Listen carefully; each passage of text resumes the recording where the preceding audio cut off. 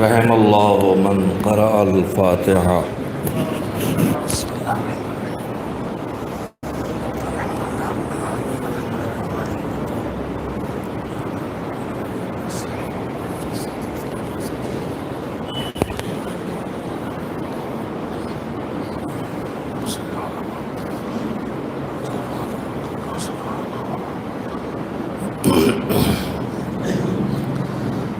اعوذ باللہ من الشیطان اللعین الرجیم. بسم اللہ الرحمن الرحیم. الحمد للہ رب العالمین والعاقبۃ للمتقین والجنۃ للمؤمنین والنار للملحدین. والصلاة والسلام على سید الانبیاء والمرسلین سیدنا ونبینا وشفیعنا ابی القاسم محمد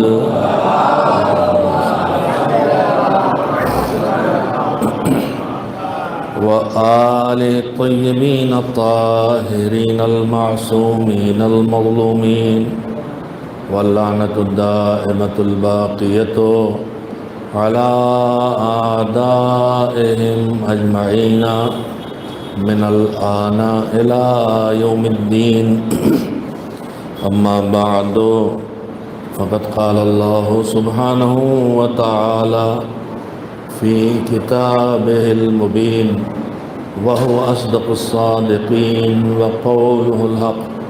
بسم اللہ الرحمن الرحیم. قل هل ننبئكم بالأخسرين أعمالا الذين ضل سعيهم في الحياة الدنيا وهم يحسبون أنهم يحسنون صنعا. صلوات بھیجیں محمد و آل محمد.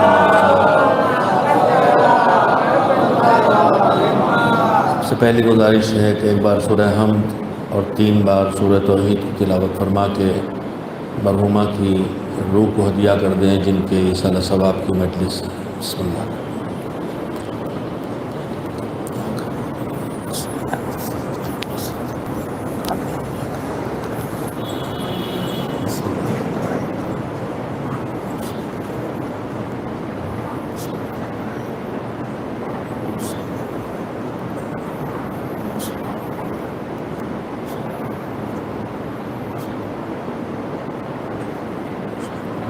ایک بار صلوات بھیجیے محمد و آل محمد. پہلی گزارش تو یہ ہے کہ جتنا مجھ سے ممکن تھا میں آپ کے قریب آ گیا ہوں. اب آپ سے جتنا ممکن ہو آپ ممبر سے قریب آ جائیں.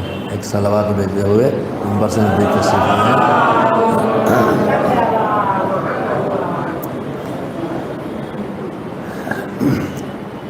آپ حضرات کی خدمت میں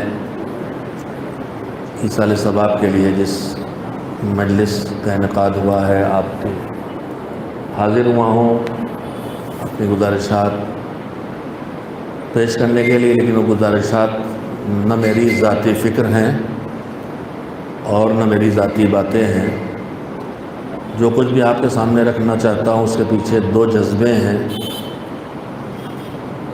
ایک جذبہ یہ ہے کہ جو پیغام دین کا پہنچانے کے لیے اللہ نے دنیا کی اپنی مخلوق کی سب سے عظیم ترین ہستیاں بھیجیں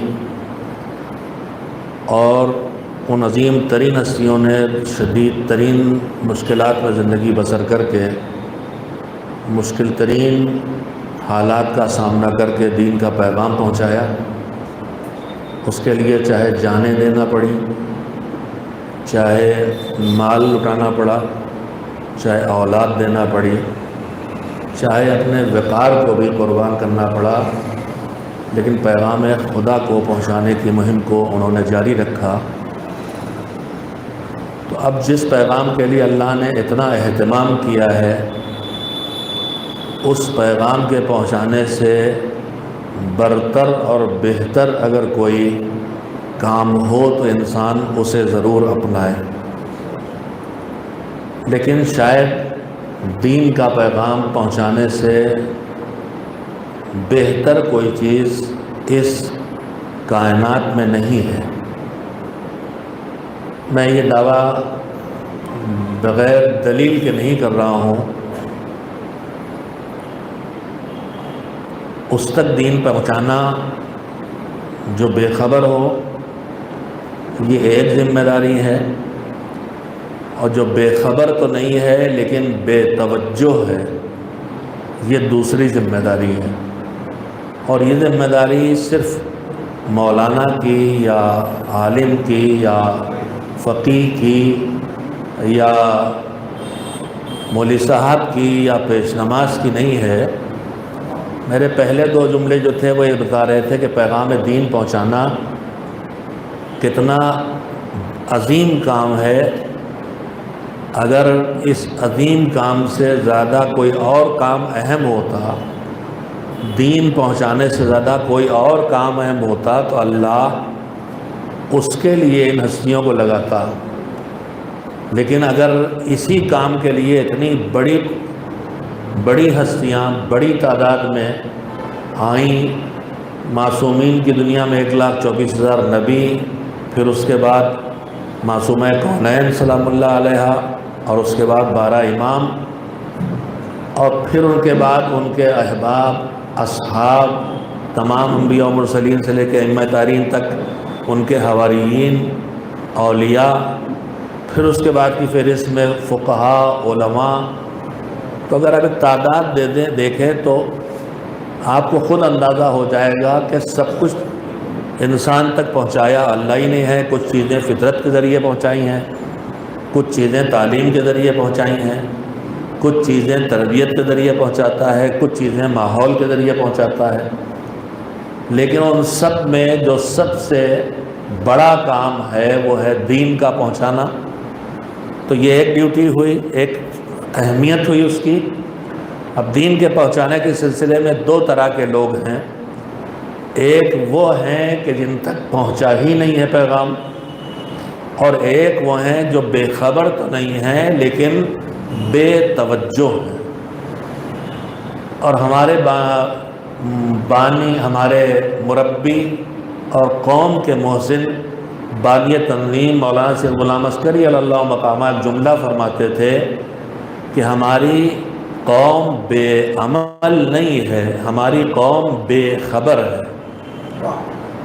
یعنی جتنا ان سے ہم نے بتایا ہے وہ کرتے ہیں، ہم نے انہیں بقرعید کے دن قربانی کی اہمیت بتائی وہ کرتے ہیں، ہم نے انہیں ولیمے کی اہمیت بتائی وہ کرتے ہیں، ہم نے انہیں نظر و نیاز، فاتحہ، حاضری کی اہمیت بتائی وہ کرتے ہیں، مگر ہم نے انہیں خمس نہیں بتایا تھا۔ اب تو بتایا جاتا ہے، لیکن آج سے 50-60 سال پہلے بات بالکل تھی کہ کسی کو نہ خمس بتایا جاتا تھا، نہ کسی کو نماز جماعت کی اہمیت معلوم تھی، نہ ہمارے معاشرے میں کہیں اول وقت نماز ہوتے دکھائی دیتی تھی، نہ زکوٰۃ نکلتے دکھائی دیتی تھی، نہ حج کا کانسیپٹ پایا جاتا تھا، ساری تمنا زیارت کی ہوا کرتی تھی۔ یہ سارا کچھ جو آپ کو آج اس دنیا میں دکھائی دے رہا ہے، یہ سارے کار خیر کی پہل کرنے والے کا نام ہے غلام عسکری۔ وہ ماہر تھے معاشرے کے، وہ کہتے تھے کہ ہماری قوم بے خبر نہیں ہے، بے عمل نہیں ہے، بے خبر ہے۔ میں پھر کہنا چاہوں گا آپ سے کہ ذمہ داری صرف مولوی کی نہیں ہے، ہر مومن کی ذمہ داری ہے کہ وہ جو کچھ اس کے پاس دین ہے، جتنا اس کے پاس اسے اطمینان ہے کہ یہ چیز صحیح ہے، اتنا دو لوگوں تک پہنچانا۔ توجہ دیں، کم ہوتی ہیں ایسی باتیں۔ ایک وہ جس تک دین پہنچا ہی نہیں ہے، ہم سب کی ڈیوٹی اس تک پہنچانا ہے۔ اب میں اس کی وضاحت نہیں کروں گا۔ دین جن تک پہنچا ہی نہیں ہے ان کی تعداد بہت زیادہ ہے، اور جن تک پہنچا ہے دین ان کی تعداد بہت کم ہے۔ مکمل دین جو غدیر میں جس نے سند کمال حاصل کیا تھا، وہ کل انسانوں میں کتنے انسانوں تک پہنچا ہے؟ اکثریت وہ ہے جن تک دین پہنچا نہیں ہے، ان تک پہنچانا ایک ذمہ داری ہے۔ اب پہنچانے کے طریقے کیا ہوں گے، ان میں بس میں بہت کم لفظوں میں کہنا چاہوں گا کہ ہماری آپ کی سب کی ڈیوٹی ہے ان تک پیغام حق پہنچانا اور دین پہنچانا جن تک نہیں پہنچا ہے۔ لیکن پہنچانے کا مطلب یہ نہیں ہے کہ ہم کیسے پہنچائیں مولوی صاحب، ہم نہ ممبر پہ آ کے مجلس پڑھتے ہیں، نہ ہم شاعری کرتے ہیں، نہ ہمیں کچھ لکھنا آتا ہے، نہ ہمیں بولنا آتا ہے، ہم کیسے پہنچائیں؟ تو سنیے، دین پہنچانے کا پسندیدہ ترین طریقہ نہ قلم کا چلانا ہے نہ زبان کا چلانا ہے۔ ائمہ نے جو ہدایت دی ہے اس میں فرمایا ہے وَلَا تَكُونُوا دُعَاتًا بِغَيْرِ أَلْسِنَتِكُمْ، تمہیں دین پہنچانے کی مہم چلانا ہے تو دین پہنچانے کا کام نہ قلم سے کیا جائے گا نہ زبان سے کیا جائے گا، تلوار سے تو کبھی کیا ہی نہیں گیا، اور کیا بھی جائے گا تو قبول نہیں، اس لیے کہ ہم نے اعلان کر دیا ہے لا اکراہ فی الدین، دین میں زبردستی تو ہے ہی نہیں، لہذا تلوار کے ذریعے دین نہ پھیلایا جائے گا، نہ پہنچایا جائے گا، نہ تلوار کے ذریعے پھیلایا، اگر کوئی طاقت لگاتا بھی ہے تو وہ قبول کیا جائے گا۔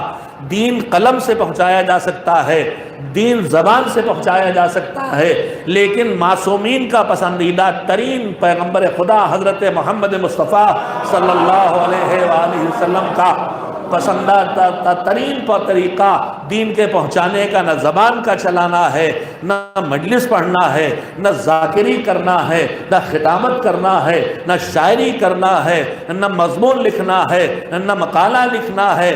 پھر کیا طریقہ ہے؟ فرمایا کونوا دعاۃ بغیر السنتکم، دین کے داعی بننا ہے، دین کا مبلغ بننا ہے تو زبان سے دین نہ پہنچاؤ، قلم سے دین نہ پہنچاؤ، اپنے عمل کے ذریعے دین پہنچاؤ۔ تم خود مسلمان بنتے چلے جاؤ گے تو خود بخود مسلمان بناتے چلے جاؤ گے۔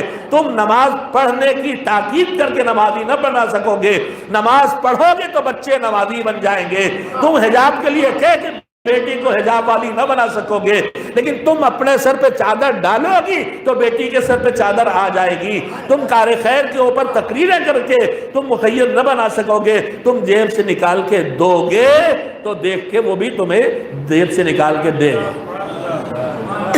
تم امانتوں کی، امانت داری کی تعریفیں کر کے پل باندھ کے کسی کو نہ بنا سکو گے، لیکن تم دکان پہ چھوٹے سے کاروبار سے لے کے اربوں خربوں تک کے کاروبار میں جب امانت داری اور ایمانداری دکھاؤ گے تو تمہارا یہ کردار نہ جانے کتنے لوگوں کو چاہے زبان سے مسلمان نہ بنا سکے مگر عمل سے مسلمان بنا دے۔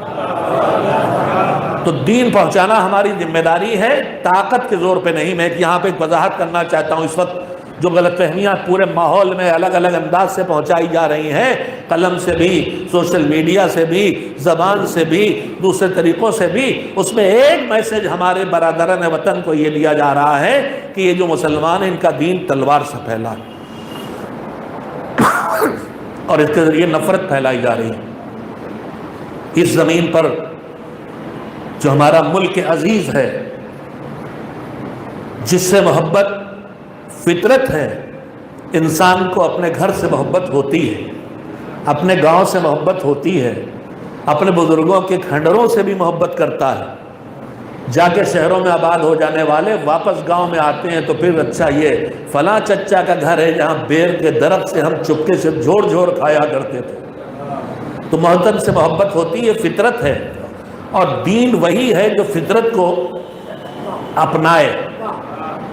وہ جو روایت کے نام سے مشہور ہے کہ حب الوطن من الایمان، شاید وہ روایت بحث ہوتی ہے، ضعیف السند ہے، چھوڑ دیجئے اس کو، رکھ دیئے کنارے، مگر حب وطن ایمان کا حصہ ہے۔ اس کے ثابت کرنے کے لیے اس روایت کی میں حالات کے تقاضوں کے تحت بعض باتیں عرض کرتا ہوں کہ ہم وطن پرست لوگ ہیں اور ہم وطن پرستی نہیں چھوڑ سکتے۔ البتہ وطن پرست ہونے کا مطلب یہ نہیں کہ ہم وطن کی عبادت کرتے ہیں، وطن سے اتنی محبت کرنا جو پرستش جیسی ہو جائے اور یہ محبت کا تقاضا ہی ہوتا ہے کہ جب محبت شدت سے آتی ہے تو جس سے ہوتی ہے اس کے مرضی پہ چلاتی ہے. ایک صلوات بھیجیں محمد والا.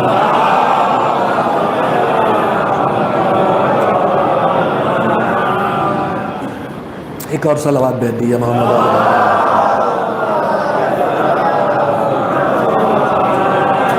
ہم وطن پرست ہیں، وطن سے محبت کرتے ہیں اور شدید محبت کرتے ہیں، اور یہ انسانی فطرت ہے. ہم آپ جیسے بمبئی میں جا کے کوئی بس گیا، کوئی نیو یارک میں بس گیا، کوئی واشنگٹن میں بس گیا، کوئی لندن میں بس گیا، تو جب یہاں سے کوئی جاتا ہے تو فلاں چچا کیا حال ہے، فلاں جگہ امام باڑہ کیسا، جو پوچھی پرانی یادیں. یہ وطن پرستی فطرت میں بھی ہے، اور یہ وطن پرستی فطرت ہے تو رسول اسلام میں بھی ہے. حضور جب ہجرت کر کے مکے سے مدینے آئے ہیں تو جب مدینے سے کوئی آتا تھا تو حضور مکے کے اپنے گھر اور محلے اور الگ علاقوں کے بارے میں بڑی دلچسپی سے پوچھتے تھے. وہاں کیا ہو رہا، ان کا کیا حال ہے، وہ کیسے ہیں، وہ جگہ کیسی ہے. یعنی وطن پرستی فطرت کا ایک حصہ ہے. مگر اسلام بھی دین فطرت ہے. ہمارے بارے میں آج کہا جا رہا ہے کہ دین پہنچانے کے انہوں نے تلوار اٹھائی، تلوار سے پھیلایا. نہیں، ہم نے دین تلوار سے نہیں پھیلایا. اور کم سے کم ہم علی والے بڑے اطمینان سے کہہ سکتے ہیں کہ ہم نے دین تلوار سے نہیں پھیلایا. دین بچانے کے لیے بھی ہم نے گلے کٹائے ہیں، کربلا گواہ. ہم نے دین تلوار سے نہیں پھیلایا. ہم علی والے با اطمینان یہ بات کہہ سکتے ہیں. میں ایک نمونہ تمام اہل مجلس تشریف فرما ہے، بچپنے سے مجلس سنی ہے، واقعات. آج مجمع میں ہمارے ساتھ ایک مشکل یہ بھی ہو گئی ہے کہ بہت سی جگہوں میں مجلس پڑھنے جاؤ تو پہلے الف سے یہ تک پورا اردو قاعدہ پڑھاؤ، تب کوئی بات کہو تو سمجھی جاتی ہے. لیکن یہ الہ آباد کا مجمع ہے، الحمدللہ آج بھی یہاں ذوق مجلس کا مکمل موجود ہے. علامہ جوادی جیسے بزرگوں نے جو ماحول تیار کیا تھا وہ ماحول آگے بڑھا ہے، پیچھے نہیں ہٹا الحمدللہ. باشعور حضرات میرے سامنے تشریف فرمائے، مجھے لمبی تفصیلی بات نہیں کرنا پڑے گی، مگر ایک چھوٹی سی وضاحت کرنا چاہتا ہوں ایک نمونے کے ذریعے کہ جس دین کے پیروکار ہم ہیں وہ تلوار سے نہیں پھیلا. جنگ خندق آپ کو یاد دلاؤں،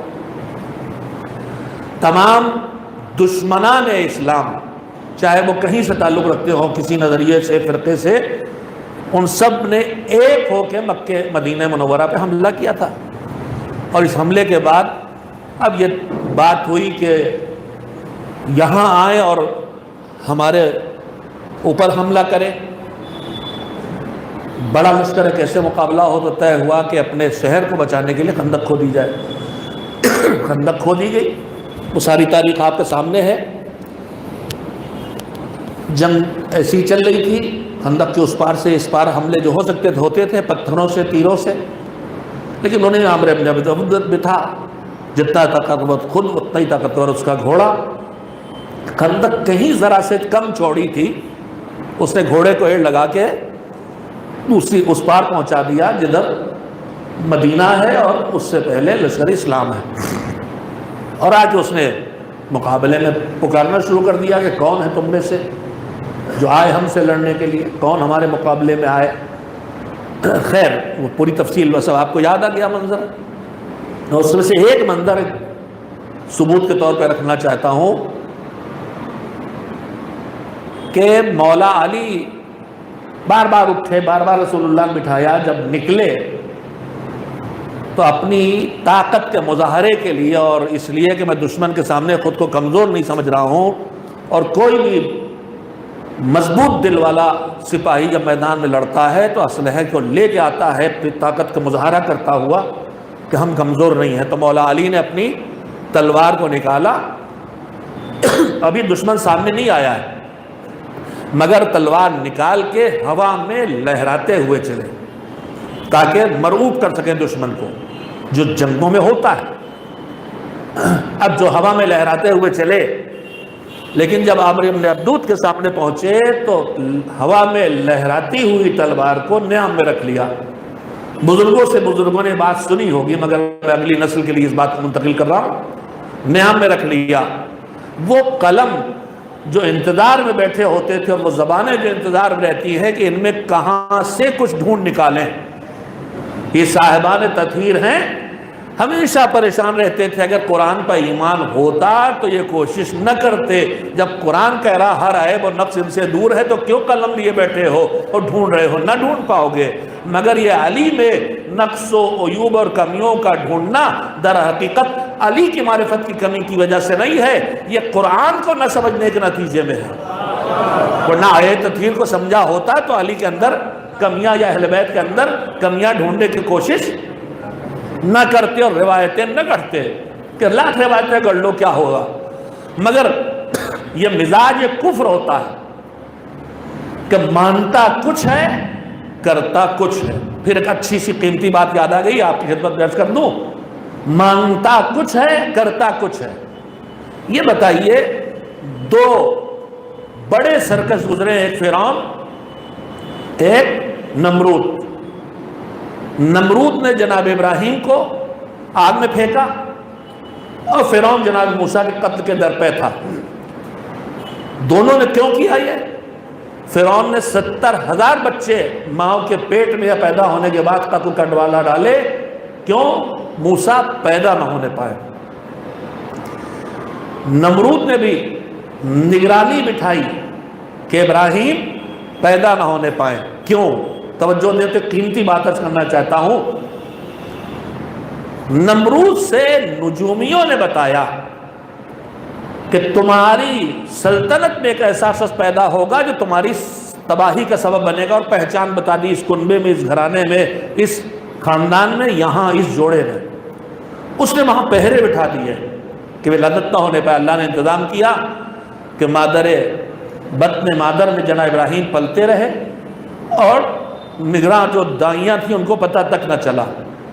اس کا مطلب یہ بھی ہے کہ یہ ممکن ہے کہ کوئی ہادی خدا موجود ہو لیکن ڈھونڈنے والے بھی اسے ڈھونڈ نہ پائیں. اگر اسی تاریخ پہ جاؤں تو سارا وقت اسی پہ گزر جائے گا، مگر آج جیسے باخبر مجمع سے جملے کہنا ہی چاہتا ہوں. خلاصہ ولادت ابراہیم کا یہ ہے کہ مادر ابراہیم جب ولادت ہوا جنگل میں گئیں اور وہاں ولادت ہوئی، اس کو دودھ پلا کے چھوڑ کے چلی آئیں. اب جب وقت ملتا ہے چھپ چھپا کے بچے کی خیر خبر لینے پہنچتی ہیں. ہر گھنٹے 2 گھنٹے پہ نہیں، کبھی 2 دن کبھی 4 دن. تو دیکھتی بچے کو مالک نے اس کے انگوٹھے سے غذا دے رکھی ہے، ماں پھر جاتی ہے دودھ پلا کے واپس آ جاتی ہے. ایک چیز مادر ابراہیم نے دیکھی کہ بچے کا مسئلہ ابھی گزرا ہے، زندگی کے 10 دن گزرے لیکن لگتا ہے کہ 1 مہینے کا ہو گیا. 1 مہینہ گزرا ہے تو لگتا ہے 1 سال کا ہو گیا. مختصر سی مدت، شاید 6 مہینہ 1 سال، مجھے تاریخ اتنی یاد نہیں رہی. جب جناب ابراہیم کو لے کے مادر ابراہیم آئیں تو وہ تھے 1 سال کے، لگتے تھے 12 سال کے. کیوں؟ یہاں پہ خطیب اعظم کا جملہ سنانا چاہتا ہوں، بہترین فضیلت کا رخ ہے. مولانا غلام رسول اللہ مقامہ فرماتے تھے کہ تھے 1 سال کے، لگتے تھے 12 سال کے. یعنی کیوں؟ اگر 1 سال کے تھے اور 1 ہی سال کے لگتے تو فوراً حکومت سمجھ جاتی یہ بچہ وہی ہے اور مار دیے جاتے. لہذا یہاں ان کی جان بچانے کے لیے اللہ نے عمر اور صحت میں فاصلہ کر دیا. عمر 1 سال، صحت 12 سال کی. تو جو قادر و قدیر اپنے ہادی کی جان بچانے کے لیے عمر و صحت میں اصطلاح فاصلہ کرتا ہے کہ عمر 1 سال کی ہو لگے 12 سال کا، کیا وہ یہ نہیں کر سکتا کہ عمر ہزاروں سال کی ہو لیکن لگے کہ 40 سالہ انسان تمہاری ہدایت کے لیے آیا. ایک صلوات بھیجے محمد و آل محمد علیہ السلام. میں عرض کر رہا تھا کہ تضاد، ماننا کچھ کرنا کچھ، اور یہ خطرناک بات ہمارے ہاں بھی ہے. مانتے ہیں کہ آخرت ہے، مانتے ہیں کہ حساب کتاب ہے، مانتے ہیں کہ صراط پہ چلنا ہے، مانتے ہیں کہ میزان میں اعمال کا تلنا ہے، مگر میزان میں اعمال کے تلنے کے ماننے کے باوجود دکھاوا اعمال میں آ جاتا ہے، ریاکاری اعمال میں آ جاتی. مانتے ہیں کہ حساب کتاب ہے لیکن خمس کا حساب نہیں کرتے. مانتے ہیں کہ اللہ اچھے کام والوں کو داہنے ہاتھ میں اور برے کام والوں کو بائیں ہاتھ میں نام عمل بھی دے گا، اور اصحاب الیمین نعمتوں میں ہوں گے دائیں ہاتھ والے. اور بائیں ہاتھ والے مصیبتوں میں ہوں گے، مگر کبھی گناہوں سے پرہیز کا خیال نہیں پیدا ہوتا کہ گناہ نہ کریں، بائیں ہاتھ والوں میں نہ جائیں۔ مانتے ہیں کرتے کچھ ہیں، یہ ہماری کوتاہی ہے، مگر اپنی کوتاہی بیان کی جائے صرف تو ہم منہ لٹکا کے بیٹھ جاتے ہیں۔ لہذا پہلے دوسروں کی کمیاں دکھائی جاتی ہیں تاکہ اس کے بعد ہم اپنی کمیوں کو تاریخ سے سیکھ سکیں۔ یہ تاریخ پڑھی اسی لیے جاتی ہے کہ اس سے عبرت حاصل کی جائے۔ توجہ دے، قیمتی بات، ہمارے بھی قول و عمل نہیں، ہمارے عقیدے اور عمل میں فاصلے ہیں۔ ہم مانتے کچھ ہیں، کرتے کچھ ہیں۔ اگر ہم اللہ کو ہم ہٹا دیتا ہوں، میں کہہ دیتا ہوں میں اللہ کو مانتا ہوں، مگر ماننے کا مطلب ہے کہ وہ حاضر، وہ ناظر، وہ دیکھ رہا، وہ حساب کرے گا، وہ قہار، وہ جبار۔ اگر واقعاً یہ بات میں مانتا ہوں تو میری زبان پہ کبھی غیبت نہیں آنا چاہیے، میری زبان پہ کبھی جھوٹ نہیں آنا چاہیے، مجھ سے کسی لمحے بھی کسی مومن کی توہین نہیں ہونا چاہیے، مجھے ایک سیکنڈ کے لیے بھی کسی نامحرم کے چہرے پہ نگاہ نہیں اٹھانا چاہیے، روکنا چاہیے، مجھے کبھی کسی کے مال کی طرف چاہے وہ کروڑوں زمین میں پڑے ہوں مجھے اس کی طرف توجہ نہیں دینا چاہیے، بشرطے کہ میں یہ سمجھوں کہ وہ ہے اور دیکھ رہا ہے۔ اسی لیے مولا علی نے فرمایا جب آدمی کوئی گناہ کرتا ہے تو اس وقت مومن نہیں رہ جاتا، اتنی دیر کے اس سے دماغ سے اللہ نکل جاتا ہے، آخرت چلی جاتی ہے، قبر کا عذاب چلا جاتا ہے، ورنہ وہ گناہ کرے گا نہیں۔ تو خیر ہم میں ہی کوتاہی ہے اس کوتاہی کی طرف کہ ہم مانتے کچھ ہے کرتے کچھ ہے۔ تضاد عقیدہ و عمل، یہ لفظ یاد رکھیے گا ذرا گاڑھا سے، کنٹراڈکشن ہے ہمارے عقیدے میں اور ہمارے عمل میں۔ کیسا کنٹراڈکشن ہے؟ مثلا ہم شفاعت کے قائل ہیں کہ اہل بیت علیہ السلام ہماری شفاعت کریں گے، اس بات کو ہم مانتے ہیں، لیکن شفاعت پانے کی جو شرطیں ہیں ادھر ہماری توجہ نہیں ہے۔ شفاعت کریں گے، جہنم سے نکالیں گے، حضرت فاطمہ بھی نکالیں گے، مولا علی بھی نکالیں گے، سارے پیغمبر خدا حضرت محمد مصطفیٰ صلی اللہ علیہ وسلم سب نکالیں گے، مگر شفاعت پانے کی کیا بلا شرط ہے کہ ہر گنہگار کو نکالیں گے؟ نہیں، ہر چیز کی کچھ شرطیں ہوتی ہیں۔ آج کل تو آپ جانتے ہی ہیں جو اسکیمیں آتی ہیں اس میں ایک چھوٹا سا اسٹار بنا کے نیچے تب باریک لکھا ہوتا ہے، بغیر خود بین کے پڑھے نہ ملے، کیا لکھا ہوتا ہے؟ ہر آفر کے نیچے کیا لکھا ہوتا ہے؟ کچھ شرطیں لاگو، ہندی میں لکھا ہوتا ہے شرطیں لاگو۔ تو وہ تو چھپا کے شرطیں لاگو لکھتے ہیں تاکہ آپ اس پیکج میں پھنس جائیں، مگر پروردگار عالم نے جو آپ کو آفر دیے ہیں اس کی شرطیں لاگو جو ہے وہ چھپا کے نہیں رکھی ہیں، بالاعلان بتائی ہیں کہ نمازوں پہ ثواب لینا ہے تو اس کی شرط ولایت ہے، غدیر میں اعلان کر دیا، اور ولایت سے شفاعت لینا ہے تو اس کی شرط نماز ہے۔ میں پھر عرض کروں گا، اس نے دونوں جگہ شرطیں جو لاگو تھی چھپائی نہیں، کہا نمازوں پہ ثواب لینا ہے تو غدیری ولایت تک پہنچنا پڑے گا، اور غدیری ولایت کے سہارے سے جہنم سے بچنا ہے تو خود کو نمازی بنانا پڑے گا۔ میں بلا دلیل بات نہیں کر رہا، چھٹے امام حضرت جعفر صادق علیہ السلام کی سیرت کا نمونہ، شہادت کے آخری لمحات میں جب دنیا سے رخصت ہو رہے ہیں، دنیا سے جاتے جاتے آدمی جو کہہ جاتا ہے، جو اس کی نگاہ میں سب سے اہم بات ہوتی وہ کہتا ہے، اور سب کچھ بڑوں کی بات آدمی بھول جائے، لیکن جاتے جاتے جو کچھ کہہ جائے وارث اسے پورا کرنے کی کوشش کرتے ہیں۔ کہتا وہ ہے جو اس کی نگاہ میں سب سے اہم ہو، اور وارث اور تب دیکھو بھائی یہ ہماری اماں مرتے وقت کہہ گئی ہیں کہ محرم گاؤں میں کرنا، میری نوکری چلی جائے میں اگر محرم میں گاؤں میں آؤں گا، تو مرتے وقت اگر کوئی کہہ جائے جس سے ہمیں محبت ہو تو ہم اسے نہیں چھوڑتے۔ اگر اے میرے محبان اہل بیت، اے شیعان حیدر کرار، اگر تمہیں ان سے محبت ہو، بے حساب محبت ہے، تو سنو انہیں میں سے ایک جعفر صادق مرتے وقت کیا کہہ گئے۔ سارے کنبے کو جمع کیا، عزیز، رشتہ دار، غلام، کنیز، خادم، سب کو جمع کیا، محرم نامحرم سب کو جمع کیا۔ اس واقعے کو مادر امام موسیٰ کاظم علیہ السلام نے چاہنے والوں صلوات تعزیت کے لیے چھٹے امام کے کچھ صحابی جناب زرارہ یا جناب مسلم آئے تھے، ان سے یہ واقعہ بیان کیا، کہا جب انتقال ہوا، جناب مسلم تھے جہاں تک مجھے یاد آتا ہے، کہا مسلم عجیب و غریب سیرت تمہارے آقا کی دکھائی دی، کہا وہ کیا؟ کہا انہوں نے مرتے وقت سب کو جمع کیا، اور جمع کر کے آخری جملے جو زبان سے فرمائے، ہم سے گفتگو کی، پھر کلمات تسبیح و تحلیل پڑھتے ہوئے دنیا سے رخصت ہوئے، پھر دنیا کی کوئی بات نہیں کی۔ وہ آخری کلمات کیا تھے؟ اب چھٹے امام کے آخری بات بتا رہا ہوں آپ سے، تو آپ سوچیں اگر ماں باپ مرتے مرتے کچھ کہہ جائیں، ہم نے کہا سارے نقصان ہو جائیں یا نہ چھوڑیں گے، تو اسی طرح سے اب سوچئے اگر ہم خود کو جعفری المذہب کہتے ہیں، اگر ہم خود ان کا اپنے کو ان کا محب اور عاشق کہتے ہیں، تو ہمیں دیکھنا ہوگا کہ ہمارا امام مرتے مرتے کیا کہہ گیا ہے۔ بالکل اسی طرح جیسا مولا علی مرتے مرتے کیا کہہ گئے تھے، اللہ اللہ بالقرآن، دیکھو دیکھو قرآن، دیکھو دیکھو نماز، دیکھو دیکھو روزہ، دیکھو دیکھو کعبہ، یعنی ان سب کو نہ چھوڑ دینا۔ مرتے مرتے علی کہہ گئے تھے، اب جعفر صادق کیا کہہ گئے؟ فرمایا جناب مادر امام ہفتم نے کہ ایک مرتبہ سب کو جمع کیا، اور اس کے بعد امام نے فرمایا کہ لا تنالو شفاعتنا مستخفا بالصلاۃ۔ توجہ دیں، ہم نہیں توجہ دیتے باتوں تب۔ میں عرض کر رہا تھا تضاد عقیدہ و عمل، ہم شفاعت کے تو قائل ہیں، اور شفاعت کو کہاں ہم نے پہنچا دیا کہ وہ قبر میں، اکثر میں جملے کہتا ہوں کچھ لوگ برے بھی لگ جاتے ہیں، لیکن جب ہمیں بگاڑا جا رہا ہے اسی ممبر سے، مجھے اس بات پہ ٹوکا گیا کہ صاحب آپ ممبر پہ جو اگر کچھ اس نے کہا بھی تھا تو آپ نے تنہائیوں میں لے جا کے اس شاعر کو سمجھایا ہوتا، آپ نے وہی مجمع میں کیوں ٹوک دیا؟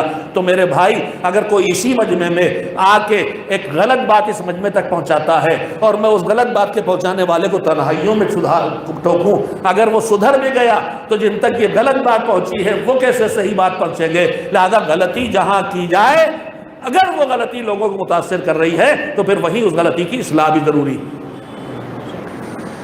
کا۔ کیا کہا امام نے؟ فرمایا لا تنالو شفاعتنا مستخفا بالصلاۃ۔ ایک ہوتا ہے نماز کا تارک الصلاۃ، ایک اس سے برا ہوتا ہے جو تارک الصلاۃ نماز چھوڑ بھی ہے اور نماز کا مذاق بھی اڑاتا ہے، منکر صلاۃ۔ پہلا ہے تارک الصلاۃ، تارک الصلاۃ کافر نہیں ہے، فاسق ہے، ہر واجب کا چھوڑنے والا فاسق، ہر حرام کا کرنے، دو ہی قسمیں ہیں، عادل فاسق، تیسری کوئی قسم نہیں ہے، یا عادل یا فاسق۔ واجبات کرو گے عادل، کوئی واجب چھوڑو گے فاسق، حرام سے بچو گے عادل، کوئی حرام کرو گے فاسق، تیسری قسم کوئی نہیں ہے۔ تو نماز سے مربوط ایک ہے بے نمازی، نماز پڑھتا نہیں مگر نماز کا انکار نہیں کرتا، ایک وہ ہے جو نماز کا انکار بھی کرتا ہے، یہ کافر ہے، ایک وہ جو نماز کا مذاق بھی اڑاتا ہے، یہ کافر اور گنہگار ہی نہیں ہے، یہ گستاخ اور سرکش بھی ہے، جو نماز کی توہین کرے، چاہے جتنے کیپسولوں میں رکھ کے توہین کرے، مگر وہ گستاخ ہے، وہ باغی ہے کہ مذاق اڑا رہا، توہین کر رہا۔ اور نمازی کی بھی قسم ایک ہماری جیسی نماز پڑھنے والے کہ آئے دو چار ٹپے مارے نماز سجدگاہ پہ اور رکوع پہ کیے اور کھٹا پٹ نماز پڑھی اور نکل گئے۔ بڑا افسوس ہوتا ہے ہم لوگوں کو دیکھ کے جو بکثرت نماز پڑھتے ہیں جماعت میں، اکثر فرادہ جلدی نہیں پڑھ رہے ہیں، مگر کیسے؟ جیسے کوا چونچ مارتا ہے نا ویسے رکوع سجدے۔ میں اکثر روایت سنایا کرتا ہوں کہ مسجد النبی میں ایک ایسی نمازی آیا، کھٹا کھٹ سجدہ پٹا پٹ رکوع، تو اس کو دیکھ کے رسول اکرم صلی اللہ علیہ وآلہ وسلم نے فرمایا نقرا کنقر الغراب لو ماتا ماتا علی غیر دین محمد صلی اللہ علیہ وآلہ وسلم۔ میں صلوات دو پیغمبر کا نام آیا، میں پہلے کہہ بھی چکا ہوں مگر پھر کہہ دوں گا، جس کو برا لگنا ہو لگے، مگر دین صحیح پہنچنا چاہیے۔ ابھی میں نے معصومین کے مختلف معصومین کے نام لیے، آپ نے حضور کے مقابلے میں دوسرے معصومین علیہ السلام کے نام آنے پر زیادہ زور سے صلوات بھیجی، پابندی سے۔ نہیں، میں زور اور کمزوری کی بات نہیں کر رہا، میں ایک مسئلہ آپ کی خدمت میں رکھنا چاہتا ہوں، اس لیے کہ ہر کار خیر کے لیے شرط ہے کہ وہ باشعور اور بابصیرت اور بامعرفت ہو عمل۔ بے شعور عمل، بے بصیرت عمل، بے معرفت عمل کی اللہ کی نگاہ میں کوئی قیمت نہیں ہے۔ دیکھیے کچھ چیزیں ہیں جو خصائص کہلاتی ہیں، اللہ کریں کہ میں ترتیب سے بار بار بات آگے جا رہی ہے، آپ کی خدمت میں بات مکمل کر سکوں۔ کچھ چیزیں ہیں جو معصومین کے درمیان میں سب کے درمیان مشترک ہے، عصمت مشترک ہے، علم مشترک ہے، بہت اکثر کمالات مشترک ہیں، لیکن پروردگار عالم نے ہر معصوم کو کچھ خصوصیتیں دی ہیں۔ مثلا جناب موسیٰ کلیم اللہ کہلاتے ہیں، اب یہ خصوصیت ان کی ہے، اللہ سے باتیں کرتے تھے طور پہ جا کے، یہ انہی کی خود خصوصیت ہے۔ جناب ابراہیم خلیل اللہ ہیں، ابھی ان کی خصوصیت، وہ ذبیح اللہ ان کی خصوصیت۔ تو خصائص النبی کے نام سے علماء نے ایک چیپٹر رکھا ہے جس میں حضور سرور کائنات حضرت محمد مصطفیٰ صلی اللہ علیہ وسلم کو جو دوسرے نبیوں کے مقابلے میں خصوصیتیں ملی تھی جسی اور کسی کائنات میں کسی کو نہیں ملی، اس میں درج کی ہے۔ مثلا معراج خصائص النبی میں ہے، کسی کو معراج نصیب نہیں ہوئی حضور کے علاوہ۔ مثلا خاتم الانبیاء ہونا آپ کی خصوصیات میں، اور کوئی خاتم الانبیاء ایسی نہ جانے کتنی خصوصیات ہیں۔ اسی طرح سے معصومین ائمہ طاہرین کی خصوصیات ہیں، الگ الگ ہے سب کے۔ آپ اگر پڑھنے جائیں گے تو خصائص النبی، خصائص علویہ، خصائص حسینی، اس طرح کی کتابیں آپ کو علماء کی ملیں گی کہ وہ چیزیں جمع کی گئی معصومین کے بارے میں جو ان کی ذات سے مخصوص ہے۔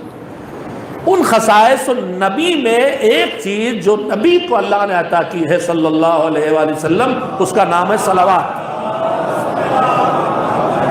ان اللہ وملائکتہ یصلون علی النبی یا ایھا الذین آمنوا صلوا علیہ وسلموا تسلیما۔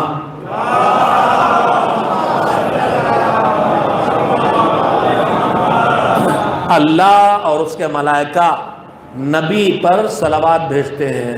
اللہ کی صلوات نزول رحمت، ملائکہ کی صلوات طلب رحمت برائے پیغمبر۔ یا ایھا الذین آمنوا، اے ایمان والو، صلو علیہ وسلموا تسلیما۔ یہ قرآن کیا صرف عصر پیغمبر کے مسلمان سے خطاب کر رہا ہے یا قیامت تک والے؟ میرے کوئی بھائی بحث کرنے لگتے ہیں اب تو وہ زندہ نہیں ہے، اب ان پہ کیا سلام بھیجنا، ان پہ کیا صلوات پڑھنا۔ تو میں ان سے اتنی ہی بات کہنا چاہوں گا کہ اگر آپ یہ طے کر لیں کہ قرآن عصر پیغمبر کے لیے تھا یا کچھ اس کی آیتیں بس اسی دور کی آگے کے لیے، نہیں تو آپ کی بات صحیح۔ لیکن اگر یہ قرآن مجھ سے بھی کہہ رہا، میری اولاد سے بھی کہے گا، جب تک قیامت نہ آئے گی جو آتا رہے گا اس سے ہی کہے گا، تو مجھ سے قرآن کہہ رہا ہے صفی حیدر اللہ اور اس کے ملائکہ صلوات بھیجتے ہیں، تم بھی اپنے نبی پر صلوات بھی بھیجو اور سلام بھی کرو۔ تو جب مجھ سے کہہ رہا ہے تو پھر میں مجبور ہوں کہ نہیں کہ حکم خدا پہ عمل کروں۔ اب وہ زندہ ہے کہ نہیں بحث کی ضرورت نہیں ہے، چاہے وہ زندہ نہ بھی ہوں تب بھی یہ کہہ رہا، میں اس بحث اس وقت نہیں جانا چاہتا کہ وہ زندہ ہیں۔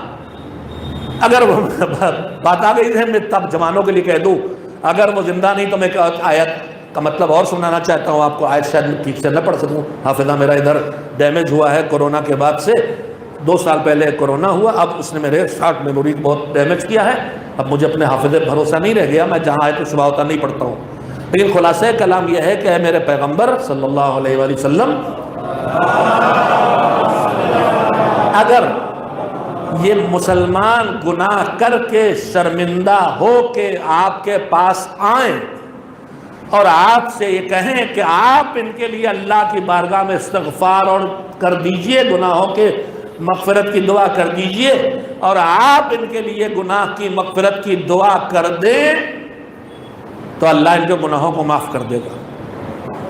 یہ آیت قرآن کا، اگر کوئی صاحب بعد میں مجھ سے پوچھنا چاہیں کہ میں جیب میں میرے موبائل ہے، اس میں گوگل ہے، اس کے اندر سب کچھ ہے، اس سے میں آیت کا حوالہ دے دوں گا، اپلوڈ کرنا چاہیں کہ اگر گناہ کر کے شرمندہ ہو کہ آپ کی بارگاہ میں آئے حضور اور آپ ان کے لیے استغفار کر دیں تو اللہ ان کے گناہوں کو معاف کر دے گا اور بڑا مغفرت والا ہے۔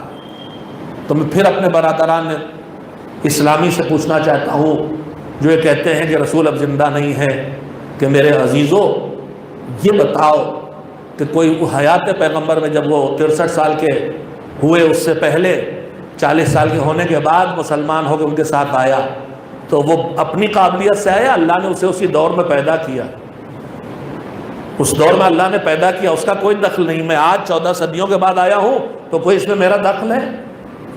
تو پھر اس عادل خدا کی عدالت چلی جائے گی اور اس رحمان خدا کی رحمانیت چلی جائے گی کہ جس میں میرا دخل نہیں ہے، وہ اس زمانے میں پیدا ہوئے تو جا کے اس سے استغفار کرا لے، اور میں آج پیدا ہوا ہوں اور ہمارے کچھ لوگ کہہ رہے ہیں کہ وہ مر گئے، وہ کچھ نہیں ہے، ہے ہی نہیں ہے، تو پھر یہ آیت مجھ سے کچھ کہہ رہی کہ نہیں؟ آیت کیا تو کہو یہ آیت منسوخ ہو گئی جس کا کوئی مسلمان قائل نہیں، تو پھر مانو کہ پیغمبر مردہ نہیں ہے، مردوں سے جا کے نہیں کہا جاتا توبہ استغفار کر دو، گفتگو ہوتی تو زندہ سے کی جاتی ہے۔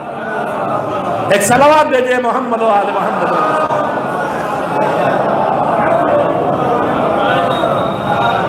تو میں وضاحت سے بات کہنا چاہتا ہوں، آپ اچھے کام جتنے کرتے ہیں ضرور کریں، مگر شعور کے ساتھ، بصیرت کے ساتھ۔ ابھی ہمارے مشکلات میں جہاں سے میں نے آیت پڑھی تھی کہ اے پیغمبر کیا میں آپ مسلمانوں سے پوچھو کہ کیا تمہیں ہم بتا دیں کہ تم جو کچھ کر رہے ہو تم سمجھتے ہو بڑا اچھا کر رہے ہو، مگر تم گھاٹے سب سے زیادہ گھاٹا اٹھانے والا کون ہے؟ وہ ہے کہ جو یہ سمجھے کہ ہم بڑا اچھا کر رہے ہیں مگر بعد میں اسے پتہ چلے کہ ہم تو راستے سے ہٹے ہوئے تھے۔ قرآن کی آیت ہے قُلْ هَلْ نُنَبِّئُكُمْ بِالْأَخْسَرِينَ سورہ کہف کی 133-34 نمبر کی آیت، قُلْ هَلْ نُنَبِّئُكُمْ بِالْأَخْسَرِينَ أَعْمَالًا، اے پیغمبر آپ مسلمانوں سے کہیے کہ ہم آپ کو بتا دیں کہ آپ نے سب سے زیادہ گھاٹا اٹھانے والا کون؟ الَّذِينَ ضَلَّ سَعْيُهُمْ فِي الْحَيَاةِ الدُّنْيَا، جن کی ساری کوششیں راستے سے ہٹ کے خوب طاقت لگائی، مجھے الہ آباد آنا ہے اور میں پرتاپ گڑھ کی روٹ پہ چلا جاؤں تو چاہے جتنا تیز دوڑاؤں گاڑی وقت پہ الہ آباد پہنچنے والا نہیں ہو، تو راہ بدل کے کوئی بھی آپ طاقت لگا لے اس منزل تک پہنچنے والے نہیں، منزل سے دور ہوں گے۔ کہ تمہیں بتائیں الذین، سب سے زیادہ گھاٹے والے کون ہیں اپنے کاموں میں؟ اپنے اعمال میں۔ لفظ سنیں گے، عقائد کی بات نہیں، اعمال۔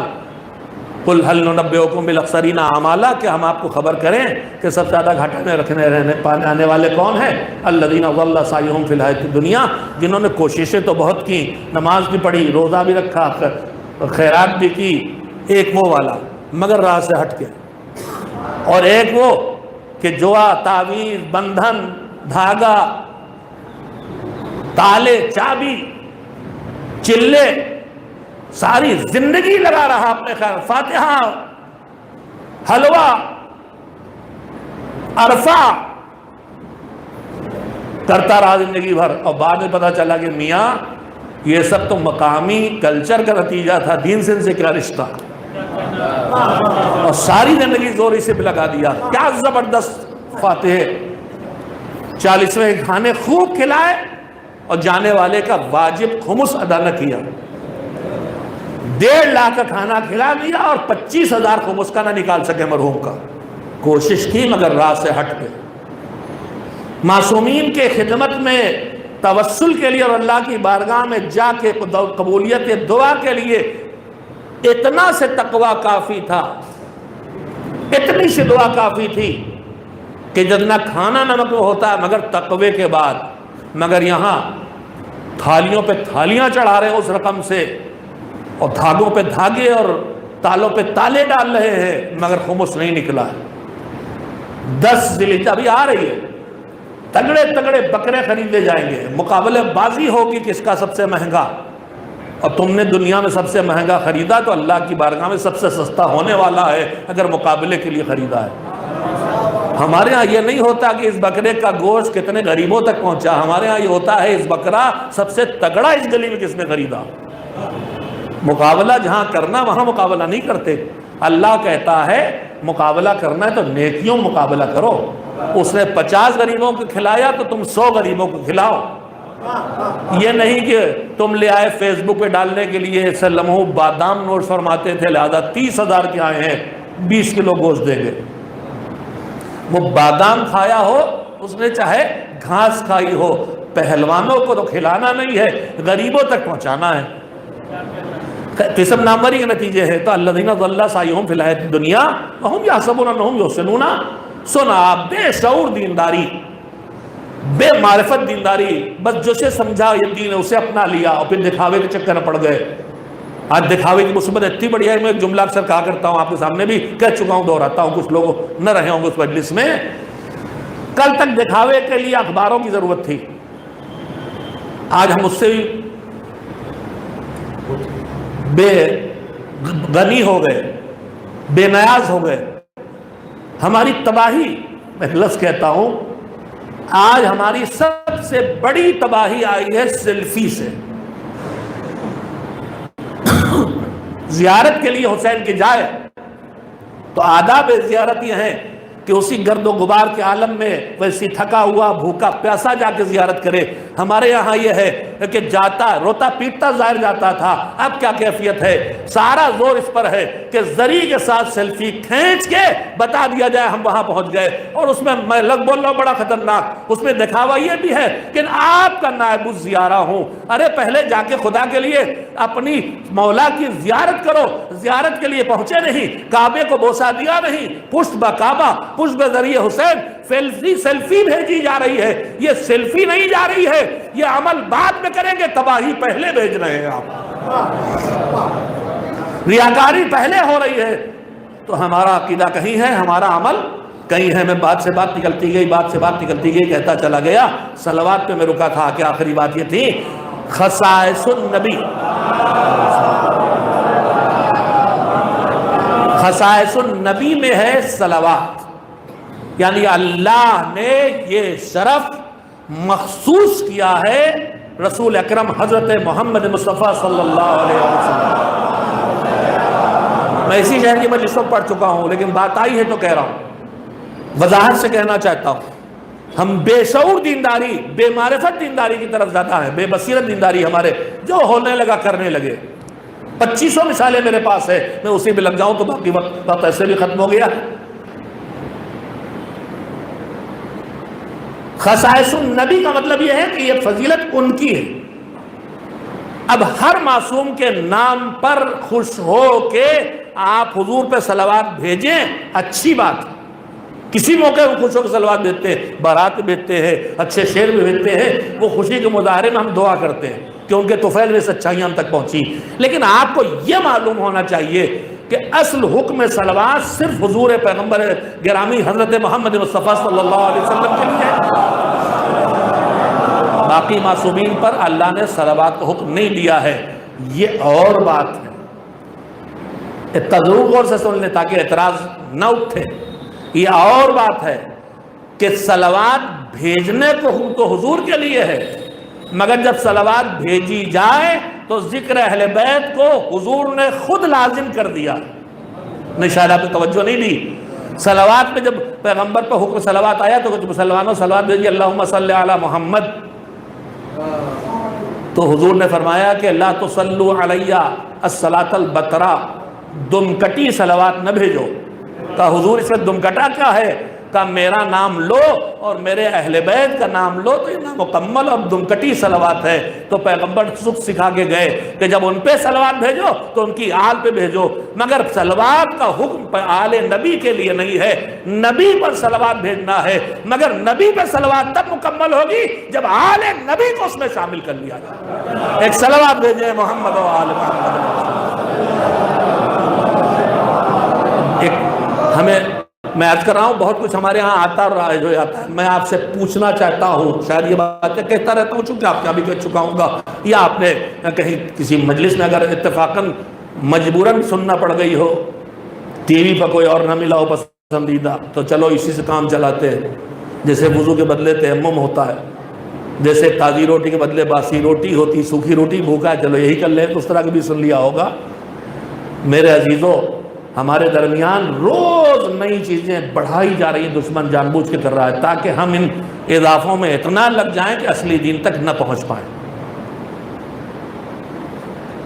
یہ بتائیے، میں ایمانداری صاحب سے پوچھتا ہوں، آپ کے بچپن میں جب نماز ہوتی تھی آج سے 40-50 سال پہلے، تو نماز کا خاتمہ زیارت پہ اس پورے عمل کا خاتمہ زیارت پہ ہو جاتا تھا کہ نہیں؟ اب زیارت کے بعد آپ کیا کیا کرنے لگے؟ زیارت کے بعد مصافحہ ہوتا، اچھا بھائی پیش نماز صاحب سے مصافحہ بھی ہوتا تھا، کر لیا۔ اب وہ اور ایک حلقہ بنتا ہے اور سب لوگ ایک کے بعد ایک، ایک کے بعد ایک، ایک کے بعد ایک دوسرے سے ہاتھ ملا رہے ہیں اور صلوات پڑھی جا رہی، اور پھر ابھی 4 منٹ پہلے مصلی بیٹھ کے دعا ہوئی تھی، پھر دعا ہو رہی۔ اب ہر جگہ فقی الگ الگ ہیں، لہذا ان کے فتوی مطابق الگ الگ عمل ہے۔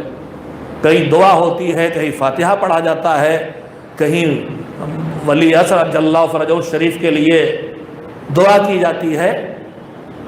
یہ بتائیے یہ آپ کے بچپن میں تھا؟ نہیں تھا۔ اب نہ کرے اگر کوئی تو لوگ ٹوکتے ہیں بھاگے جا رہے۔ میں آپ سے کہنا چاہتا ہوں، میں کہہ چکا ہوں یہ بات، کہ ایسی اچھی چیزیں جو ہم ایجاد کرتے ہیں، جنہیں رسم و رواج کہتے ہیں، یہ اچھی چیزیں اپنی جگہ اچھی چیزیں ہونے کے باوجود دقت کیا ہے؟ دقت یہ ہے کہ اللہ نے دین کو ڈیزائن کیا ہے کمزور ترین کے لیے۔ کمزور ترین وہی نہیں ہے کہ جس کے بدن میں طاقت نہ ہو، کمزور وہ بھی ہے جو 20 منٹ کی چھٹی لے کے آفس سے دوڑ کے آیا نماز پڑھنے۔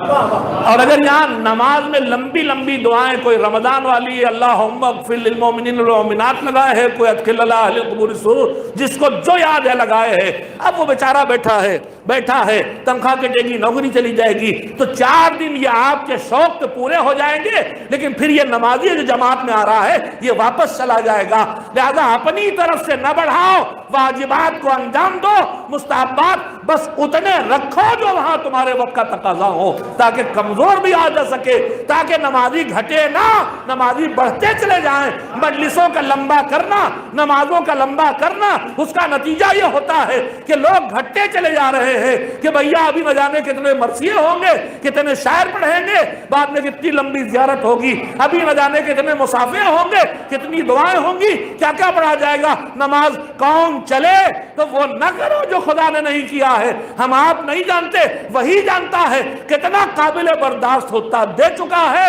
اسی دین کے سنبھال کے چلو، تاکہ دین کی طرف آنے والے گھبرا کے ہٹے نہیں، دین کا شوق رکھنے والے شوق میں آ کے بڑھتے چلے جائیں۔ صلوات بھیجیں محمد و آل محمد۔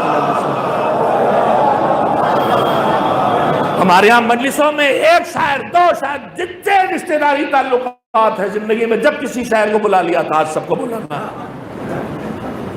مسلوں پہ میں یہ نہیں تنقید کر رہا کہ مولوی صاحب آپ اپنے چکر میں، ابھی ایک ہی مولوی بلایا جاتا تھا، اب 2-3 مجلسیں ہونے لگے تلے اوپر والی، جتنا جی چاہے بڑھا ڈالیے، مگر یہ سمجھتے رہیے کہ آپ اپنا شوق پورا کریں گے، اپنی حیثیت ظاہر کریں گے، مگر اللہ نے جو قوت برداشت انسان کو دی ہے اس سے گھٹ جائے گا تو پھر کیا ہونے والا۔ آپ نے واقعات تو سنا ہی ہوں گے کہ ایک نیا یہودی مسلمان ہوا، امام جعفر صادق کا سنایا ہوا ہے، کوئی کہانی نہیں ہے، یہ کہانی نہیں ہے، واقعہ ہے۔ منت مانیے تو ایسوں کی مانیے، واقعات کی منت مانیے کہ جس کو سن کے آدمی کچھ سیکھے، کہانیوں کی نہیں کہ جس کی حقیقت کا کچھ پتہ ہی نہیں۔ سیدہ زہرا کا یہودی کی بارات میں شادی میں شامل ہونا، اس کا مرنا، زندہ ہونا، یہ سب ہے واقعہ اور حدیث، اس کے تذکرے میں ہے ثواب، لیکن لکھاڑا وغیرہ وغیرہ جو ہے وہ ہے کہانی۔ اور کوئی رمضان میں اگر اس سے سچ مان کے پڑھے معصوم سے منسوب سمجھ کے تو روزہ بھی چلا جانے والا ہے۔ ہوشیار ہو کے سب کرنا چاہیے۔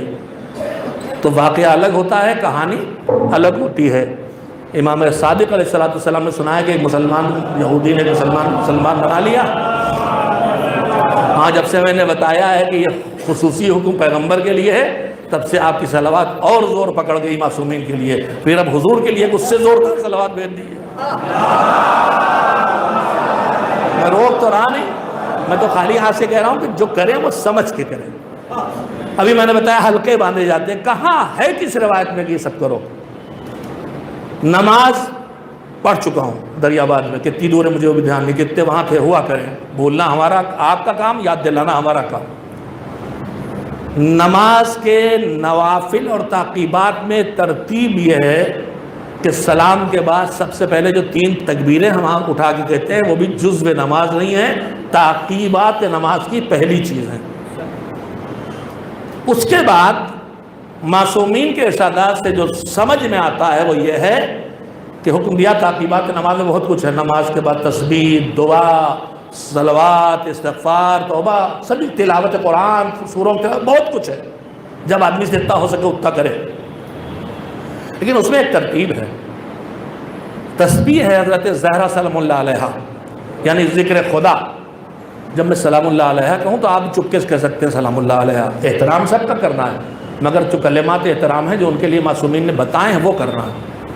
آپ کے حلق سے اگر یہ صلوات والی بات نہ اتر رہی تو ایک بات اور بتا دوں، یہ بتائیے کہ ہمارے سارے ائمہ ہمارے امیر اور امام ہیں کہ نہیں؟ خالی مولا علی ہمارے امیر ہیں، حاکم ہیں، یا سارے ائمہ حاکم؟ آج زمانے کا امام جو ہمارا ہے وہ ہمارے اوپر حاکم ہے کہ نہیں؟ ہے۔ مولا ہے ہمارا کہ نہیں؟ ہے۔ ہمارا امیر ہے کہ نہیں؟ ہے۔ مگر امیر المومنین کس کو کہتے ہیں؟ صرف مولا کائنات کو۔ کیوں؟ باقی سب بھی تو ہمارے امیر ہیں مومنین کے، مگر نہیں، معصومین نے کہا کہ امیر المومنین کا لقب ہمارے جد کے ساتھ مخصوص ہے، ہم میں سے کسی کے لیے کبھی استعمال نہیں ہوگا۔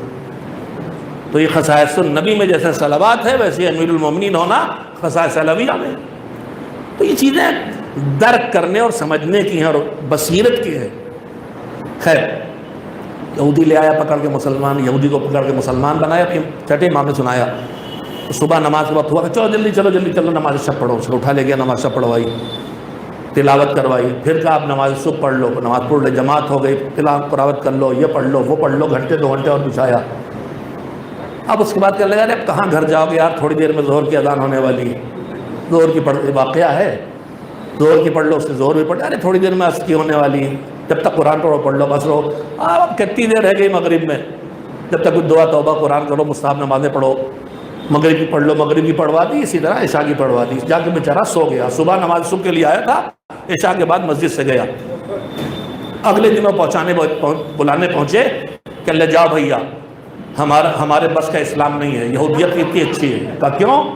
کہا اسلام بیکاروں کا دین ہے، بیکار آدمی ہو تو اسلام قبول کرے کہ صبح سے لے کے شام تک مسجد بیٹھا رہے، جسے کانا کمانا ہے وہ اسلام قبول نہیں کر سکتا۔ تو امام نے کہا کہ جیسے اس مسلمان نے ایک یہودی کو مسلمان تو بنا لیا تھا، لیکن اس کے باوجود اسے باقی نہ رکھ سکا، اس لیے اس پر اس کی سکت سے زیادہ بوجھ ڈال دیا۔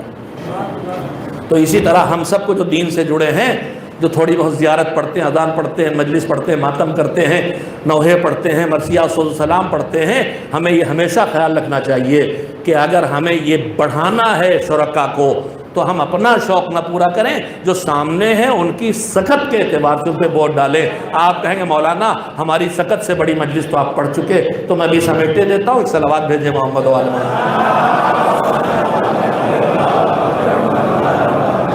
ایک صلوات اور بھیجتے محمد و آل محمد۔ بات رہ جائے گی نا مکمل، کوئی بات نہیں، لیکن جتنی بات پہنچی اتنی تو آپ کی سمجھ آئے۔ میں نے کہا اسلام دین جو ہے زور سے نہیں پھیلا، طاقت سے تلوار سے نہیں، وہ دین کو کم سے کم غدیر سے لیا، جو علی سے لیا، پیغمبر کے ذریعے، پیغمبر سے چلا، علی کے ذریعے آیا، وہ اسلام تلوار سے نہیں پھیلا۔ میدان خندق میں ہاتھ میں تلوار لے کے اوپی تلوار لہراتے ہوئے چلے، عمرو بن عبد ود کے سامنے آئے تو نیام میں رکھ لی۔ اعتراض ہوا کہ واہ بھائی واہ، دشمن سامنے نہیں تھا تو تلوار ہوا میں لہراتے ہوئے، اور دشمن آیا تو غلاف پہ رکھ لی۔ مگر ہمارے جواب جانے علماء نے کہا کہ بھیا ذرا رک جاؤ، علی نے تلوار نیام میں رکھ لی، اس کے بعد کیا کیا وہ تو دیکھو۔ آتے ہی اگر لڑنے لگتے تو تلوار نیام میں نہ رکھتے، مگر یہ میدان جنگ میں بھی آئے ہیں تو جنگ ان کی مجبوری ہے اپنی ڈیفنس کے لیے، یہ جنگ میں بھی ہادی ہیں، لہذا امام نے آگے گفتگو شروع کی۔ پہلا آپ نے مجلسوں میں بارہا سنا ہے، 3 باتیں تھی نا، کیا کیا تھا؟ اسلام لے آؤ، نہیں مانتا، واپس چلے جاؤ، نہیں، گھوڑے سے اترو، ہاں، یہی تھا نا۔ تو پہلی بات کیا تھی مولا علی کی؟ اسلام لے آؤ۔ عزیزو اب آپ واقعاً تھک گئے، علی اگر اوپی ہوئی تلوار ہاتھوں میں لے کے کہتے اسلام لے آؤ، تو دشمن کہتا کہ تلوار کے زور پہ دین پھیلا ہے، لیکن میدان جنگ میں بھی بھیانک دشمن کے سامنے تلوار نیام میں رکھ کے دین پیش کر کے بتا دیا ہم نے جو دین پھیلایا ہے وہ تلوار کے ذریعے نہیں پھیلایا ہے، کردار کے ذریعے پھیلایا ہے۔ اے علی کے غلاموں، تلوار اور طاقت اور زور سے دین نہیں پھیلتا، اپنی سیرت کو اتنا علوی اور محمدی سانچے میں ڈھال دو کہ اس کی خوشبو پھیلے اور دوسروں کو کھینچ کے لے آئے، اس کا نور پھیلے اور اندھیروں کو ختم کر کے مٹا دے۔ ایک صلوات بھیجیں محمد و آل محمد۔ تضاد ایمان و عقیدہ و عمل میں بات رہ گئی تھی، میں نے کہا یہ فرعونی اور حمانی مزاج ہے۔ نمرود سے کہا گیا بچہ پیدا ہوگا، اور تیری تباہی کا سبب بنے گا۔ اب دو ہی صورتیں ہو سکتی ہیں، یا پیشین گوئی صحیح ہے، بہت توجہ کی ضرورت ہے، تک ذہن کے ساتھ ہی صحیح، گرمی کے ساتھ ہی صحیح، یا تو نجومی کی پیشین گوئیاں صحیح ہیں، پیدا ہوگا، اور یا نجومی کی پیشین گوئی غلط ہے۔ دونوں صورتوں میں فرعون نمرود نے جو کیا، بچہ پیدا نہ ہونے پائے، یہ حماقت ہے۔ یا تو اس کی پیشین گوئی صحیح ہے یا غلط ہے، توجہ دیں۔ اگر اس کی پیشین گوئی غلط ہے تو پھر کیا ضرورت ہے کسی کی نگرانی بٹھائی جائے؟ تو جھوٹ بول رہا ہے، بکواس کر رہا ہے، اس کی وجہ سے ہم کیوں کسی کی نگرانی کرائیں کہ پیدا نہ ہونے پائے اگر غلط ہے؟ اور اگر اس کی پیشین گوئی صحیح ہے تو اب پہرا بٹھانا حماقت ہے کہ صحیح پیشین گوئی ہے تو بچہ پیدا ہو کے رہے گا چاہے میں جتنے پہرے بٹھا دوں۔ تو مانتا کچھ ہے، کرتا کچھ ہے۔ مانتا ہے اس کی پیشین گوئی کو صحیح اور کر رہا ہے وہ جو اسے غلط ثابت کرے۔ وہی حال ہمارا بھی ہے۔ بس میں بات یہیں سے ختم کرتا ہوں۔ بات جہاں سے شروع کی تھی یہی تھی کہ ہم اچھے کام کریں، مگر اچھے کام راہ سے ہٹ کے ہوں تو وہ بے ضائع جائیں گے۔ اور بڑی نیکی ہے اس تک دین پہنچانا جس تک دین نہ پہنچا ہو، اور دوسری بڑی نیکی ہے جس تک دین پہنچا ہے مگر وہ بھول گیا ہے تو اسے یاد دلانا۔ ان مجلسوں کا سب سے بڑا کام یہی ہے کہ جہاں بات نہ پہنچی ہو وہاں پہنچا دے، اور جہاں پہنچی اور بھول میں آ گئی انہیں یاد دلا دے۔ کربلا میں حسین کی قربانی بھی اسی لیے تھی، جن تک حق نہیں پہنچا ہے ان تک حق پہنچا دیا جائے، اور جن تک حق پہنچا ہے مگر وہ بے توجہ ہیں انہیں متوجہ کر دیا جائے۔ میدان کربلا میں صبح سے شام تک حسین نے کبھی اونٹ پہ بیٹھ کے، کبھی گھوڑے پہ بیٹھ کے، کبھی خچر پہ بیٹھ کے جو کچھ خطبے دیے ہیں ان سب میں یہی دو ہدف سامنے آتے ہیں، مقصد جن تک صحیح بات نہیں پہنچی ان تک صحیح بات، اگر کوئی نہیں پہچانتا کہ حسین ہیں، یہ سیدہ کے لفظ جگر ہے، یہ رسول کے دوست کے سوار ہیں، یہ رسول کے پشت پر سوار ہونے والے ہیں، انہیں پہچانو۔ جن کے لیے گود میں لے کے رسول نے کہا تھا ھذا حسین فاعرفو، یہ حسین، انہیں پہچانو۔ اگر نہیں پہچانتے ہو تو میں پہچانوا دوں، میں علی کا بیٹا ہوں، میں فاطمہ کا لخت جگر ہوں، میں نبی مرسل کا جگر گوشہ ہوں، اور اگر پہچانتے ہو تو یاد دلا دوں اگر تم بھول گئے ہو۔ مگر حسین بار بار آ کے دشمن کے لیے بھی ان کے دل میں اتنا نرم گوشہ ہے کہ جب اکبر شہید ہو گئے، جب عباس شہید ہو گئے، جب قاسم کی لاش بھی لے آئے، جب ننھے اصغر کو بھی اٹھا لائے، اب کوئی نہیں بچا ہے، قاتلوں کی فہرست ہے، سب قاتل لشکر میں ہیں، مگر اس وقت بھی حسین کہہ رہے ہیں میرے خون سے اپنے ہاتھوں کو رنگین نہ کرو میرے مولا۔ اب آپ جو صدا دے رہے ہیں حل من ناصر ینصرنا، ان میں سے کوئی نکل کے آ گیا جس کے ہاتھ اکبر کے خون سے رنگین ہیں، جن کے ہاتھ عباس کے خون سے رنگین ہیں، تو کیا کریں گے آپ؟ تو امام جواب دیں گے تم کو میرے اس لہجے سے اندازہ لگا لینا چاہیے، اب بھی کوئی نکل کے آنا چاہتا ہے تو اب بھی حر بن سکتا ہے۔ اور صدیوں کے بعد اگر وہ آواز ہمارے کانوں پہنچ رہی ہے کربلا کے میدان سے حل من ناصر ینصرنا، تو اب بھی آواز دے رہے ہیں۔ آج بھی کوئی حر بننا چاہے، کوئی گناہوں کے نشکر سے نکلنا چاہے، کوئی عذاب خدا سے خود کو بچنا چاہے، تو حسین آج بھی کہہ رہے ہیں مددگار مدد کے لیے آؤ۔ آج مدد کیا ہے؟ جو بات حسین پہنچا رہے تھے وہ بات پہنچائی جائے، اور وہ دین ہے، وہ اللہ کا پیغام ہے، وہ سجدے ہیں، وہ نمازیں ہیں، وہ روزہ ہے، وہ غریبوں کے کام آنا ہے، وہ فقیروں کی مدد کرنا ہے، وہ ماں باپ کا احترام کرنا ہے، وہ سروں پہ چادریں ڈالنا ہے، وہ سجدوں میں جا کے مالک کے سامنے فریاد کرنا ہے، وہ مالک کی عبادت کرنا ہے اور مخلوق کی خدمت کرنا حسین کا پیغام ہے۔ اگر ہمارے اوپر اثر نہ ہو، ہم لرزیں، ہم کانپیں کہ حسین کی صدا استغاثہ کا عمل اثر ہمارے اوپر کیوں نہیں ہو رہا۔ کربلا میں حسین نے اس کی وجہ بتائی تھی، جب حسین خطبہ دیتے تھے تو لشکر میں چاروں طرف ہلڑ مچا دیا جاتا تھا، جیسے آج کے شہروں میں شوٹنگ ہوتی اس طرح سے شور مچایا جاتا تھا، شور مچتا تھا، جانوروں کی گھنٹیاں گلے میں تھی انہیں بجایا جاتا تھا۔ یہ اور بات ہے کہ سارا شور اٹھا، ساری آوازیں جانوروں کی اٹھی، ساری گھنٹیاں بجیں، مگر ایک بار لختے جگرے فاطمہ و علی نے ہاتھ کا اشارہ کیا تو سناٹا چھا گیا۔ اور پھر حسین کی آواز ایک ایک کان تک پہنچی. حسین نے کیا کہا ہم سنیں اور عبرت لیں اور ہوشیار ہو جائیں. ہم ہوشیار ہو جائیں. آج ہم نجس سے پرہیز کرنے میں بے توجہ ہیں.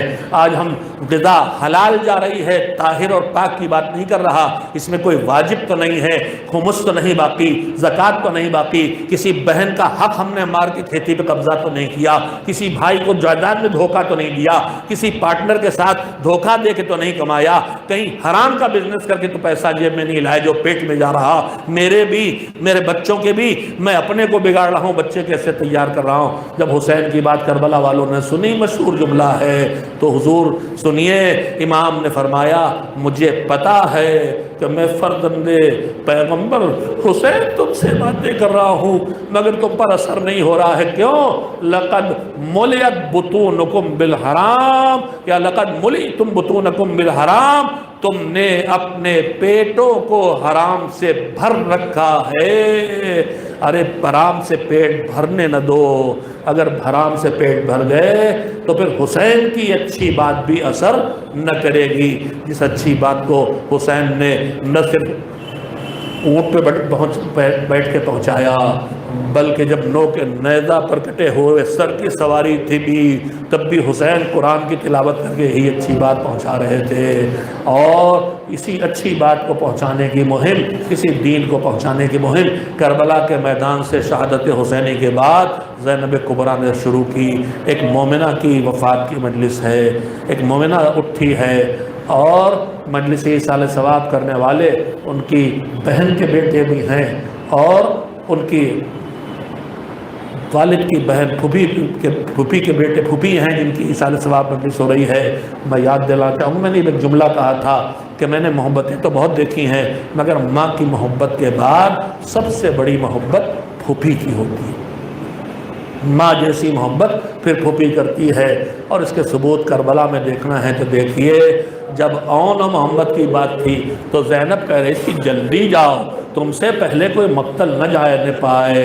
مگر جب بات اکبر کی آئی تھی اور حسین کی بارگاہ میں آ کے کہا کہ بابا اب تو کوئی نہیں کہ آپ جائیں گے، اب مجھے جانے دیجئے، تو حسین نے کہا تھا اب اجازت تو دوں گا مگر مجھ سے پہلے اپنی پھوپھی سے اجازت لے کہ آؤ، پھوپھی نے تمہیں گودوں میں پالا ہے. اکبر پہنچے، پھوپھی اماں مقتل میں جانے کی اجازت. نظر اٹھا کے دیکھا، کیا بیٹا اسی دن کے لیے پالا تھا؟ اپنے بچوں کو قربان کر دینے والی ماں اب پھوپھی بن کے کہہ رہی ہے بیٹا کیا اسی دن کے لیے پالا تھا کہ تمہیں اپنے ہاتھوں سے مقتل بھیجوں؟ کہا ٹھیک ہے پھوپھی اماں، پھر اب میں نہ جاؤں گے تو میرے بابا جائیں گے. بس نام سنتے ہی زینب نے کہا جا بیٹا، جا بیٹا، خدا حافظ، خدا حافظ. ارے میرا بھیا بن جائے چاہے میری گود کا پالا مار دیا جائے. حسین کہ بیٹے کو ماں سے زیادہ محبت کے ساتھ پالنے والی زینب نے اجازت دے دی تاکہ کچھ دیر کے لیے بھیا بچ جائیں. بس آخری چند فقرے سن لیں، آخری چند فقرے سن لیں. یہ تو پھوپھی تھی جس نے ایک بیٹے کو مرنے کی اجازت دی تھی اور ایک بھتیجا اور ہے جس کے ساتھ اس کی پھوپھی اسے لے کے کربلا سے کوفے اور کوفے سے شام تک گئی. یہاں پھوپھی کی محبت دیکھیں. ارے ابن زیاد کے دربار میں سید سجاد کی حق گوئی پر اور کبھی یزید کے درمیان میں ان کی حق گوئی پر ظالم حاکم کہتا ہے انہیں تلوار سے جلاد سے انہیں ابھی یہیں ختم کر دو. رسن بستہ زینب نے ایک بار اپنے آپ کو بھیا بیٹا سید سجاد پہ گرا دیا. پہلے پھوپھی کا گلا کاٹو تب بھتیجے کا گلا کاٹ سکو گے. زینب جب تک جی اپنے بھتیجے کے ارد گرد بھیا کے جانشین کے طور پر حفاظت کا پہرا دیتی رہی. پھوپھی شہید ہوئی، مظلومیت کے عالم میں شہید ہوئی. پھر بھتیجا بھی ظلم و ستم کا شکار ہو کے دنیا سے رخصت ہوا. وَسَيَعْلَمُ الَّذِينَ ظَلَمُوا أَيَّ مُنْقَلَبٍ يَنْقَلِبُونَ أَلَا لَعْنَةُ اللَّهِ عَلَى الْقَوْمِ الظَّالِمِينَ. اللهم تقبل منا انك انت السميع العليم. پروردگار محمد و آل محمد علیہ السلام کا واسطہ ہماری اس مختصر سی عبادت کو قبول فرما اور اس سے جو ہمیں اجر و ثواب ملا ہے وہ ہم پھر محمد و آل محمد علیہ السلام کی خدمت میں پیش کرتے ہیں اور اس سے جو مزید اجر و ثواب حاصل ہو وہ مرحومہ کی روح تک پہنچا دے.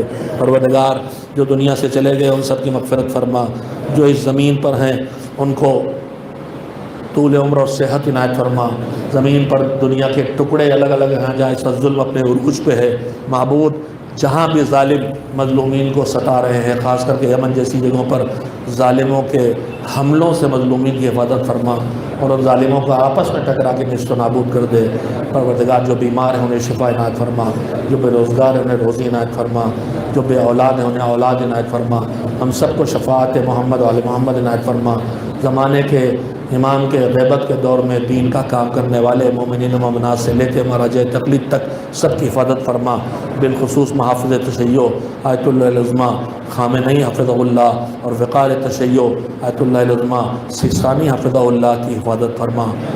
ہماری گزشتہ 2 برس میں ہمارا بہت بڑا علمی سرمایہ قم و نجف ہند و پاک میں موت کا شکار ہو گیا، معبود اب جو بچے ہیں ان کی حفاظت فرما، عصر غیبت سے ان کے عصر ولایت کو متصل فرما، ہم سب کو اس لائق بنا کہ بعد ظہور اپنے مولا کی زیارت کر سکے اور وقت غیبت میں بیت اللہ کے ساتھ ساتھ عتبات عالیات کی زیارت کا شرف حاصل کر سکے۔